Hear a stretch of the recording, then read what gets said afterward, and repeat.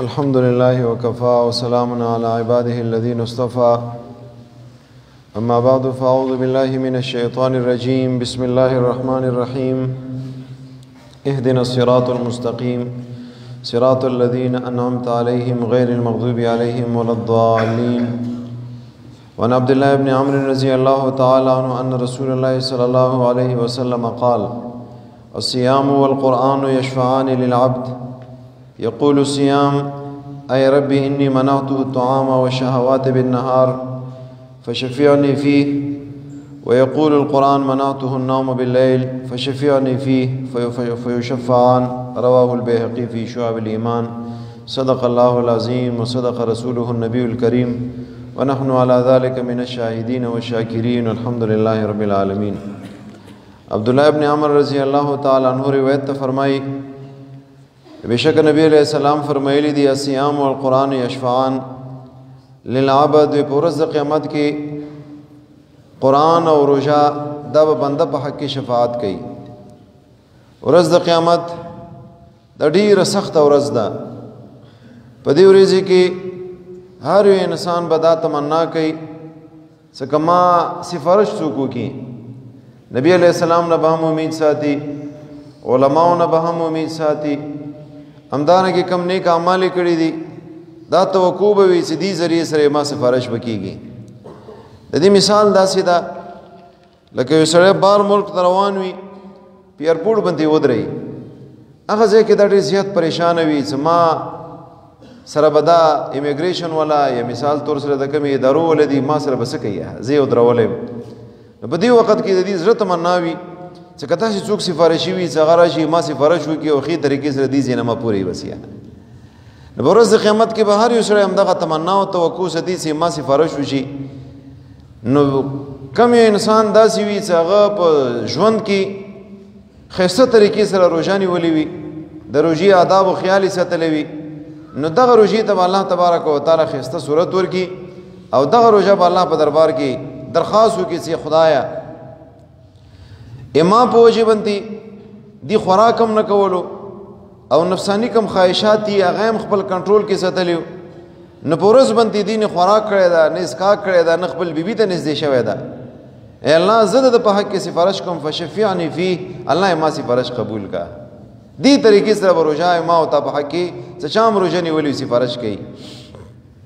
همدارنګې قرآن پاک هغه ورته درخواست وکړي چې چا قرآن پاک تلاوت کړی وي چې خدایا په شپې کې به دا تهجد ته راوچت شولو یا به په تراویحو کې ولاړو قرآن پاک به لوستلو قرآن پاک به اورېدلو، ما په وجه باندې دې خوب نه ده کړی، الله ما سفارش ده په حق کې قبول و منظور کا. نبی علیہ السلام فرمایي فیشفعان،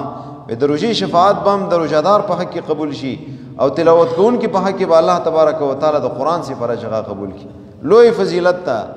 خو هغه چا د پاره ده چې هغه صحیح طریقې سره روژه نیسي. صحیح طریقې سره روژه څه ده چې یوازې دانه څه خوراک او اسکاک او خپلې بیبي ته نږدې کېدو نه ځان منع کړی ده،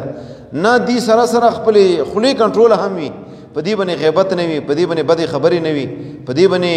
اچا تذلیل نه وي، همدارنګې د غوږونو حفاظت وي، غوږونو باندې ګانې بجانې اورېدل نه وي، همدارنګې د سترګو حفاظت یې کړی، بدنظرۍ نه وي کړي، همدارنګې نور کوم آزاد دي لاسونه دي چاته مسلمان دی تکلیف نه وي ورکړی، د ټولو آداب او خیال چا ساتلی وي، نو داسې قسمه روژهدار په حق کې به روژه بیا هغه سفارش کوي. دویم شی زما عزتمندو د قرآن پاک تلاوت ته. قرآن پاک دا د الله طرفه نه مو تاسو سره میلمه ده، علما ده دغه قرآن پاک. دا قرآن پاک مثال داسې ده لکه علما. مثال طور سره یو استاذ دغه ولګېدلو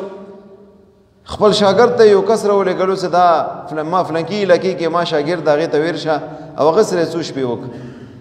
نو دغه علما څه کله تا کور ته راشي نو د دې خیال ته ونه ساتي، 2 ورځې تېرې کړي، 3 ورځې تېرې کړي، توجه ورته ورنه کړي، واپس څه کله داسې نو تا کوم استاد دغه ته به شکایت کوي چې داسې نااهله شاګرد دی تا و چې دغه ته زه ورغلی او ما هېڅ قسمه خیال یې نه ده ساتلی، نه یې ما ته توجه کړې ده. همدارنګې دغه قرآن پاک ته الله طرفه نه مو تاسو سره دغه علما ده. په ورځ د قیامت کې چا چې قرآن ته توجه کړې وي نو الله ته به درخواست کوي چې الله ما ته توجه کړې وه او ما تلاوت یې کړی ده، ما خیال یې ساتلی ده. همدارنګې قرآن پاک کې کوم دستور العمل او هغه دستور باندې ښې طریقې سره دې عمل کړی ده. او کچا قرآن ته توجه نه وکړي، تلاوت نه وکړي، ما په خلاف باندې ودغه قرآن پاک بیا غزه کې الله تبارک وتعالى ته شکایت کوي چې زه ورغلم خو لیکن ما هیڅ قسم خیال نه د ساتلی نو مو تاسو ته پکار دادا چې د رمضان قرآن سره یو خاص تعلق ده پکار دادا چې څومره زیات تلاوت کولی شو قرآن پاک تلاوت وکړه یو روایت کې راځي یو انسان ابو ذر صاحب ته نبی علیہ السلام فرمایي چې ابو ذر چې ته قرآن پاک یو آیات زده کې دا بهتر ده د دینه چې 100 رکعات نفل ته وکړي یو سره 100 رکعات نفل وکړي او بل سره ولګي چې قرآن پاک یو آیات زده کې نبی علیہ السلام فرمایي دا یو آیات زده کوونکي د 100 رکعاتونو د نفلو نه بهتر ده اګه به ته ولګي د قرآن پاک معنا دې زده کړله نو بیا دا د 100 رکعاتونو نه بهتر ده خوش قسمت دي هغه خلک چې قرآن پاک تلاوت کوي او بیا ترجمه انا بجې نه تقریبا 11:30 12 بجې پورې کېږي دي ته کینی قرآن پاک باندې ځان پوي نو دي ته ناس ته یو آیات زده کول د 100 رکعاتونو نه ثواب هغه زیات ایمسوره کبیر تیر شوی دي اسی به مغوی تلاوت کولو رمضان کې بغوی ډیر زیات تلاوت کولو امام ابو حنیفه رحمه الله متعلق رضی وی دی پر رمضان کې دریش به ختمونه کول یو ختم به ورځي کول او یو ختم به شپې کول د قرآن پاک دی طریقې سره دیر ورځي دي دیش ختمونه ورځي شول او دیش ختمونه د شپې شول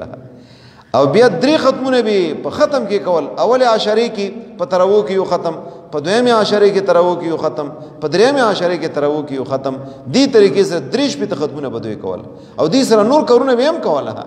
ما عزت مند د وخت د مثال در پړدا دا څومره ته وګدای کېنچ کوي او دا دومره وګدیږي او کنه هم دی طریقې سره دغه وخت تیریږي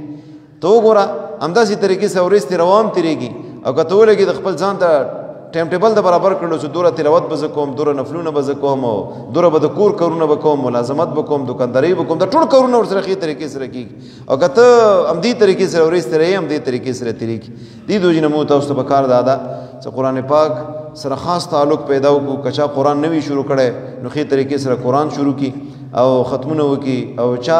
قرآن ویلې نوی نو په کار دې زغه د زکولو کوشش وکي ان شاء الله چې دغه روزه او دغه قرآن پاک پر ورځ قیامت کې مو تاسو لپاره د سفارش ذریعہ وي او جنازه شوی ده په دې بنیاد باندې مختصر غونډه درس وشول الله د مو تاسو ټول ته په دې باندې عمل کولو توفیق نصیب کړي الله د څه مو په دې باندې مو عمل کولو توفیق نصیب کړي الله روزه مو په حق شفیع وګرځي الله قرآن مو په حق حجت وګرځي الله مو په خلاف حجت ما ګرځي الله د رمضان کوم انوارات او برکات مو تاسو ټول ته نصیب کړي الله د رمضان په برکت سره د درس په برکت سره الله مو ګناهونه معاف کړي مو والدینو ګناهونه معاف کړي مو حقدارانو ګناهونه معاف کړي امت رسول الله صلی الله علیه وسلم ګناهونه معاف کړي لوی خدای پریشان حال او پریشانی ختم کړي چا باندې